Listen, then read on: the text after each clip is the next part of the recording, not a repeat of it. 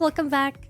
Today we are checking out some more blarg on his new channel, The Cozy Corner. We're going to be learning about America's most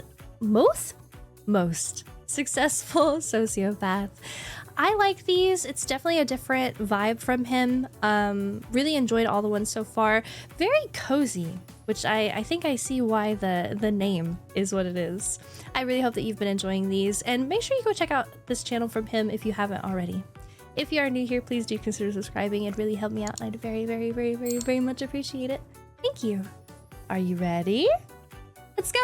Hello and welcome back to the channel. Today we are going to be talking about one of the most interesting, wacky, and potentially murderous humans in American history. Before we talk about that guy though, you might notice I'm in a different spot in my house. I don't know if I like this spot. My back is very hot. Also got a haircut that I'm not 100% sold on yet today, so I don't know. Let me know if you guys like my haircut, I guess. You look spiffy. I don't know. We're probably just gonna keep doing episodes in random places throughout my house until I come up with somewhere that I'm like, oh yeah, that's a good spot. Anyways, today we are gonna be talking. Oh, you can see, I guess this is his script. That's cool. Dude, I would not be able to read through everything, but this might more be like bullet points. I think if I had something I was passionate about that I could yap about and I had like bullet points, it would work for me. But trying to like read, I'm gonna mess up so much. I already mess up when I'm not even reading and just trying to speak. So like it would be really bad. What do you mean we know? Shut up. About Thomas Edison. Yes, the Thomas Edison that you have all heard of. He's little guy had his greasy digits in pretty much every single cookie jar you could find. I know he does have a reputation of being, it's a polite way to say this, kind of a dick, but I think there's a lot more layers to it than people really realize. Okay, so he not go around murder people. He just be ass. He just be mean. Oh, okay. Like, it is actually Yo, W Cup. Sorry to interrupt. What? Nice. There's a lot more layers to it than people really realize. Like, it is actually a never-ending rabbit hole with this guy. Also, excuse my Grinch mug. It's about to be Christmas. I'm sure you're seeing this well past Christmas. That's cute. But for me, it's almost Christmas. I'm not quite sure what Santa's getting me yet. I'm on the good list or, not good list. Yes, excuse my mug. Really important little side note there. Anyway, it is an absolute rabbit hole with this guy. There's stories that involve potentially killing sea turtles, potentially killing elephants, potentially killing inventors, and also kinda killing his assistant. So stick around. He is a murderer. What? He bad guy murderer guy? I didn't know about this. I was not taught this in school, to be honest with you. Inventors, and also kinda killing his assistant. So stick around for that family fun. Before we get into all that though, I would like to remind you guys that a lot of these stories and accounts come from, like 100+ years ago. I mean, stories tend to get more and more dramatized as things go on, and accounts become less accurate the more times the story's been told. So just keep that in mind while we're talking about some of these things, because they are wild. All right, let's go over some history before we get into the wacky fun. Mr. Thomas Edison was born February 11th of 1847. He was actually born in Milan, Ohio. Thomas Edison was actually the youngest of 7 in his household. I'm not sure if his parents were running some sort of like vault tech experiment back then, or if there was just nothing else to do in the 1800s but make babies. But I'm gonna be honest, and of course take everything I say with a grain of salt, because I don't know what I'm talking about. I feel like there were so many deaths of like babies and kids, so like to have as many kids as possible make it to adulthood, you just had like a few extra. Does that make sense? I feel like you had extra because of like diseases, or you had them because like certain people, you just use your kids for shit around the house and different stuff like that. Keep a couple spare. No, I don't know. I don't know the history well enough to talk about like everything that was going on back then, but that's where I would kind of place my bet. Spare parts is crazy. That's insane. Honestly, it probably worked out in his favor because having 6 siblings made Thomas Edison extremely competitive. He was actually partially deaf for the age of 12 onward to when he passed away due to a couple things. First was genetics, as his father and one of his brothers were also partially deaf. But secondly, in true 1800s fashion, he contracted scarlet fever as... See, you get sick. You get a bunch of sick like me. Okay? I might not have scarlet fever, but I got con sickness. All right, it'll sneak up on you, man. Deaf. But secondly, in true 1800s fashion, he contracted scarlet fever as a child, which included him getting lots of ear infections. However, Thomas Edison himself, when asked about what he thinks happened to his hearing, he recalled some weird jumbled story about his father dragging him on a train by the ears and he heard something pop. I don't know. It's pretty cloudy. There's not really a whole lot of info on it. So I think it's just safe to assume it was the scarlet fever and genetics and not some horrible train accident. Because of his hearing loss, Edison as a child took part in lots of normal fun activities that children do, like clamping his teeth down very hard on wooden tables so he could hear the vibrations. Oh, what? There is also a piano out there that might or might not have his bite marks. Despite these things, though, he actually seemed to like being deaf, as he was directly quoted saying that it saves him from the mundane conversations. Edison was mainly homeschooled by his mom for most of his life. He did attend a regular school for a very short period of time, but honestly, none of that really mattered because he already had a natural obsession with technology and engineering growing up. This guy literally made 1,093 patents across the United States, which is a number that's still unbeaten today, by the way. This guy fucking loved inventing stuff. That's like, cool. if I sat here and just talked about the patents that led to things that we still use today, the video would be too long. Despite the fact that this guy may or may not have been absolutely batshit crazy, he was genuinely one of the best inventors of his time. I mean, let me just read some of the highlights here. The incandescent light bulb, the electric car, vote counters, the electric typewriter, the phonograph, the motion picture camera, maybe, the fluoroscope, the copy machine, the electric generator, and just when you think this guy is a one-trick electric pony, he invented waterproofing paint for Portland concrete structures. Whatever the hell that is. The big question that a lot of people have is, were those really Thomas Edison's inventions? Well, his first invention was the automatic vote counter, which was cool and all, but Edison, being the businessman he is, realized that it's not a ton of repeat buyers, so that's not exactly what was going to be lucrative for him. Honestly, in hindsight too, it kind of seems like a pointless invention anyway when some orange guy in like 100 years is going to tell you that it's rigged anyway. Oh my god. So we'll just skip right over that and get to the invention that everyone most commonly associates Edison with. The incandescent light bulb. A common misconception is that he invented the light bulb. But light bulbs were invented nearly 50 years before Thomas Edison was even born. The first light bulbs were actually called arc lamps, and they were invented in 1802 by a little fella named Humphrey Davis. You see, the problem with Mr. Hump's little arc lamps here is... Sorry.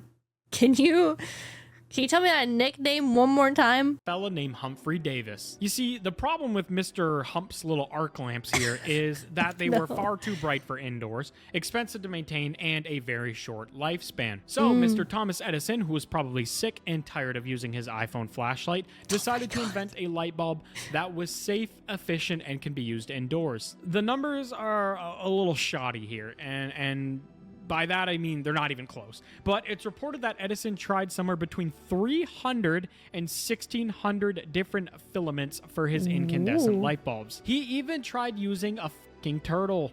What? This guy peeled the shell off dead turtles and tried slapping that into a light bulb. He really was visionary. Luckily for the turtles, though, he decided to use a form of carbonized cotton instead. Now, the turtles may have got out lucky, but the elephants definitely did not.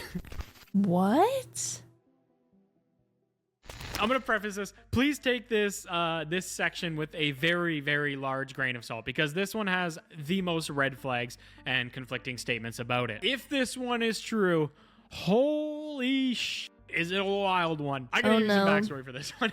In the late 1800s, there was this war of currents, which honestly sounds a lot cooler than it was. It was pretty much just two rich dudes to see which one can one-up each other and become more rich. Sometimes it takes a couple of really rich dudes with big egos to get technology moving forward. This war of currents was waged by a Mr. George Westinghouse and our very own Thomas Edison. Both of these brilliant men wanted the exact same goal of bringing usable and sustainable electricity to the people of America. Westinghouse and his partner Tesla believed that overhead power lines running AC power was the correct way. Edison believed that buried power lines running DC power was the correct way to go. So naturally, they decided to put their differences aside and do what was best for a whole society.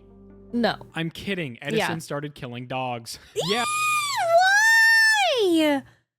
Why? No, please. No. Instead of just simply swaying the public with facts and information on why his way was the correct way, this dude started filming himself killing animals with AC power to prove that it was dangerous. All right, hold on. I got the exact numbers. His team killed 44 dogs, 6 calves, and 2 horses. Honestly, what an insane gamble, and it worked. Aside from the fact that it didn't, and the public completely turned on him and went with Westinghouse's idea. Wow. But that potentially wasn't even the craziest part. Okay, so the entire 1800s and early 1900s was honestly insane. They didn't even have excuses like the 1960s and 70s where everyone was insane from like leaded gasoline or something. They were just deranged for no good reason. Just for the love of the game, you know? So like I said, take this part with a grain of salt. But even without Thomas Edison's involvement in this, I still feel like I got to talk about it because it is just wild. It's so hard to believe that hundreds of people went along with this idea and were like, yeah, you know, nothing weird here, nothing strange going on. I think we can go through with it. So in 1875, an elephant named Topsy was born. No. Topsy was illegally smuggled into the US and then paraded around in the circus, marketed as the first US born elephant ever, which was obviously not true. Topsy, you know, being an elephant, grew far faster and stronger than the circus was expecting. Topsy was also noted as having bad behavior due to the fact that it killed a spectator in 1902. Ooh. So they did the reasonable thing and sold it to Coney Island, New York in 1902. You would have thought like maybe one single person would have been like, hey guys, I don't know, maybe let's just like bring it back to Southeast Asia where it can live out the rest of its life, you know, Just peacefully. leave it alone. Nope, they decided, let's publicly hang the elephant in front of a paid audience. But before you freak out,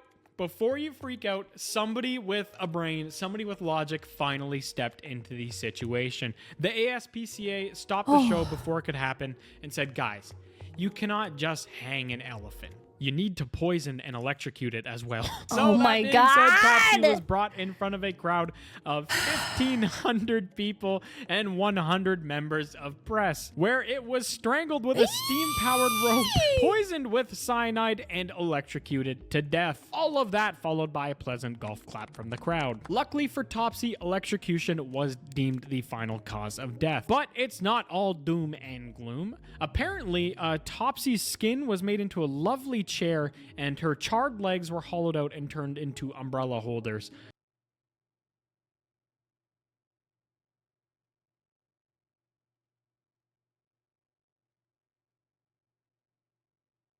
Oh my God. We suck, bro.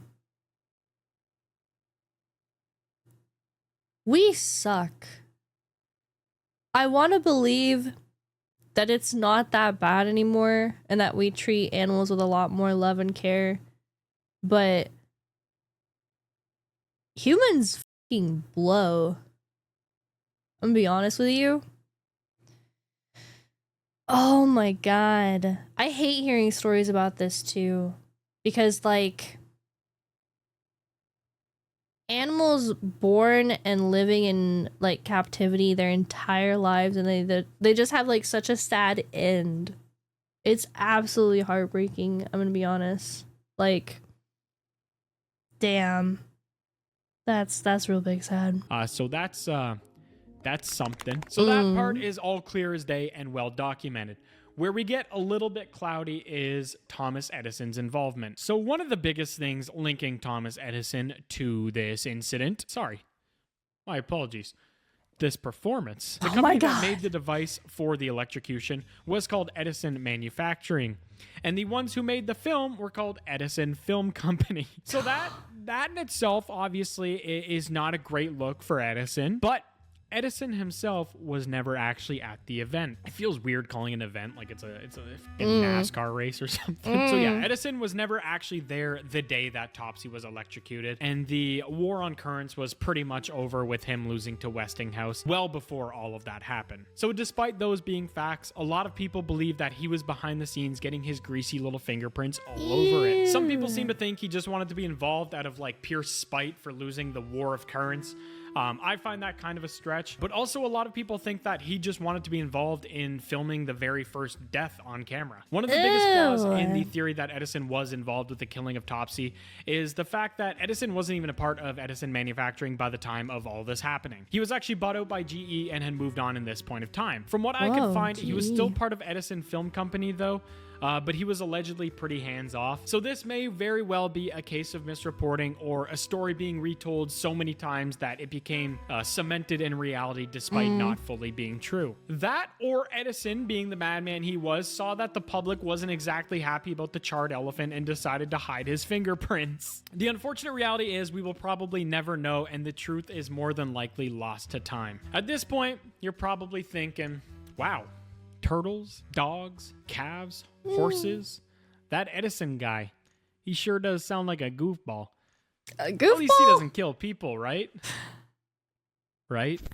Oh no.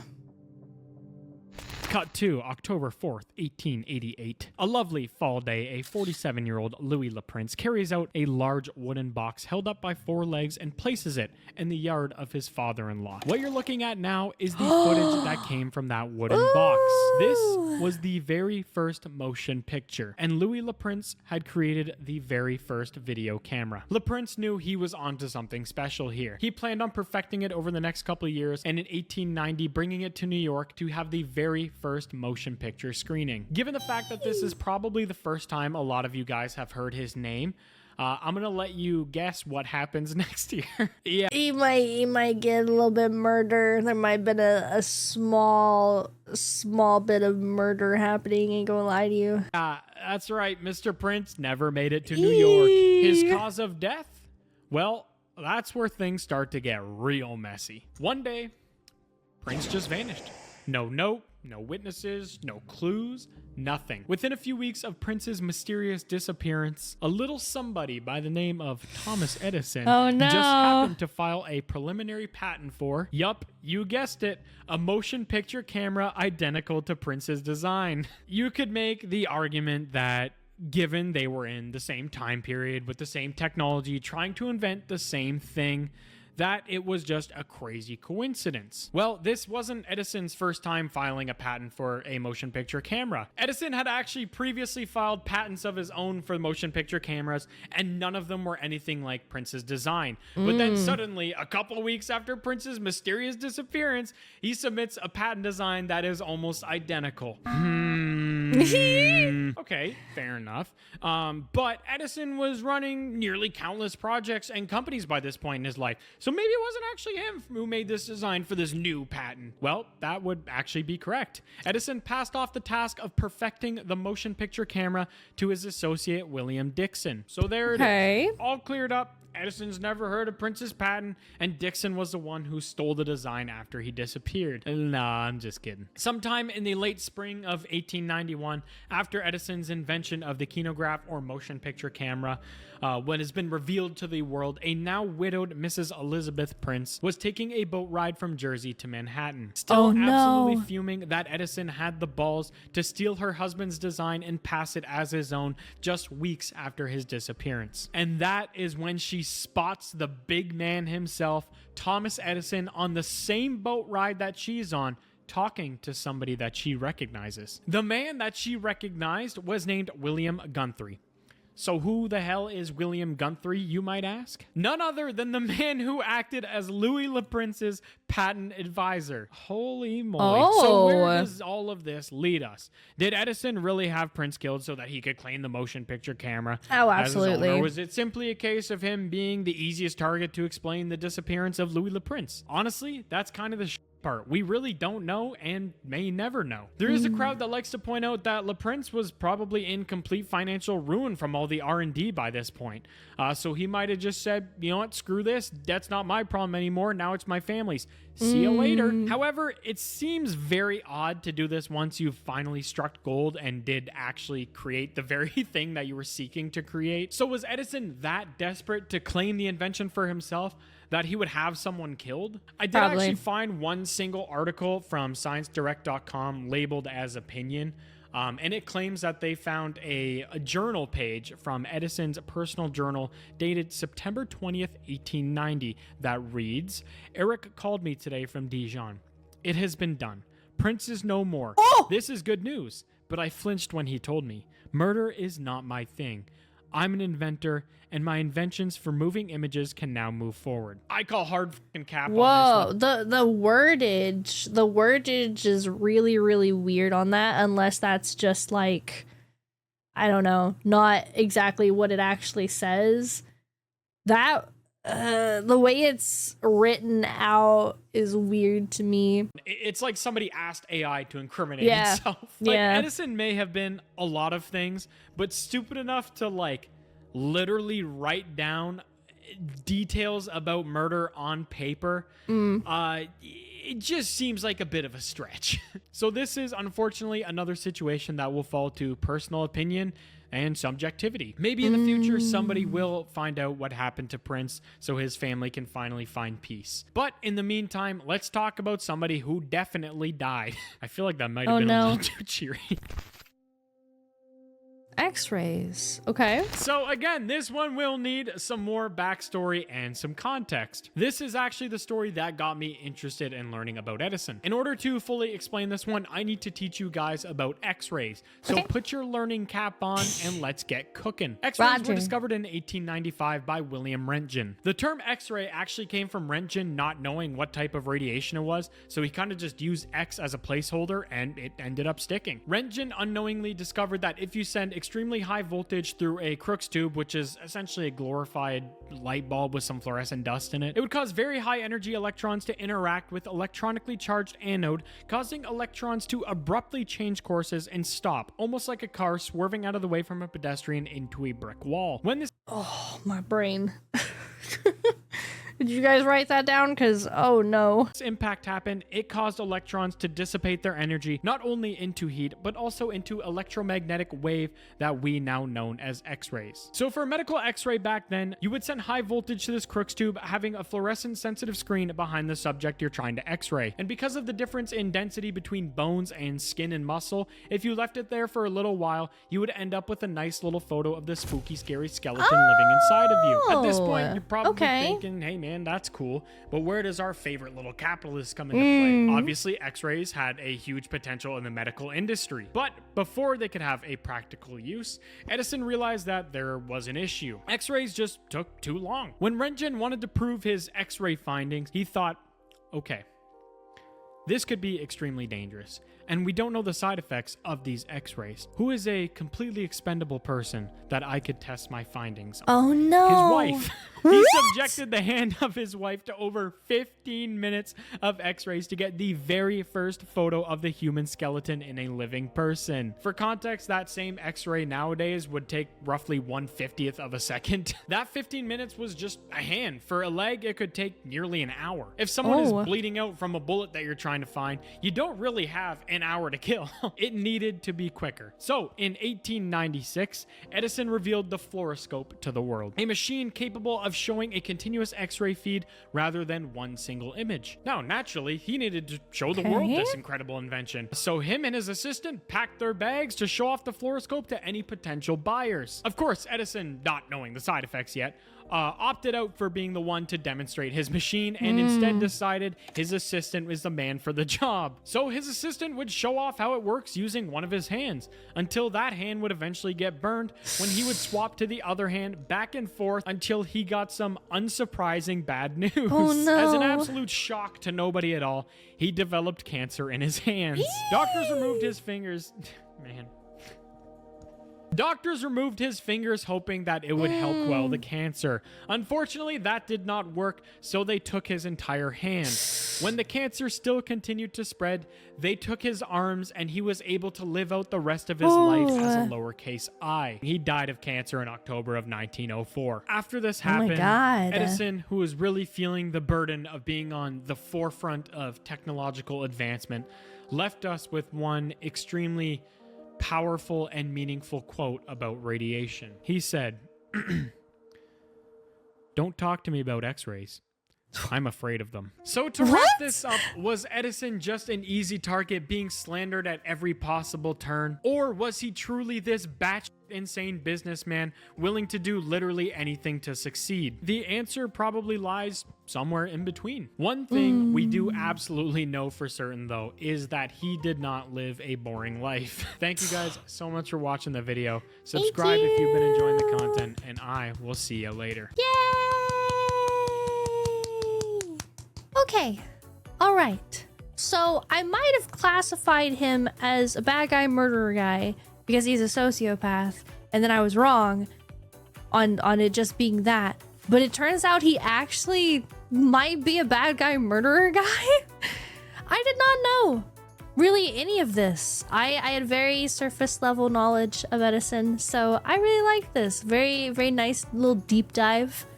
I enjoyed it. Please, please, please, please make sure you go check out the original video. It's going to be linked down below. If you like my video, make sure you like and subscribe so I can see you in the next one. Thank you. Bye.